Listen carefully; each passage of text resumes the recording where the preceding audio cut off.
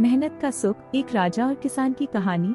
एक बार की बात है, एक राजा अपने महल से बाहर जाकर अपने आदमी लोगों के काम को देखना चाहता था। वह एक दिन कड़ी धूप में बाहर निकला और देखा एक किसान कड़ी धूप में भी काम कर रहा है और बहुत ही ज्यादा खुश है। किसान कुआं से पानी निकालकर अपने खेतों की सिंचाई कर रहा था। राजा को यह देखकर उस किसान पर दया आ गई और वह अपने राज्य में वापस जाकर उस किसान के लिए एक सिंचाई का साधन लगवा दिया। किसान और उसकी पत्नी बहुत ही ज्यादा खुश थे कि राजा जी ने उनके लिए कुछ काम किया है।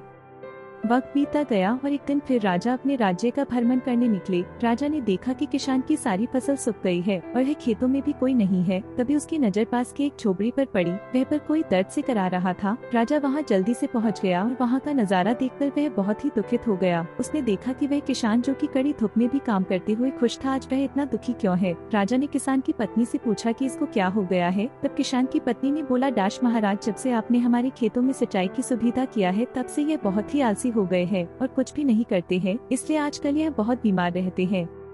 राजा जब अपने महल में वापस आ रहा था तब रास्ते में यही सोच रहा था कि उसने ऐसा क्यों किया। फिर उसको समझ में आया कि किसी भी इंसान को हद से ज्यादा सुविधा देना भी हानिकारक होता है। दोस्तों, इस कहानी से हम लोगों को यही सीख मिलता है कि हद से ज्यादा आराम भी हम लोगों को हानिकारक हो सकता है। कमेंट बॉक्स में कमेंट करके बताएं आपको यह कहानी कैसी लगी। आपको यह कहानी कैसी लगी नीचे कमेंट करके बताएं।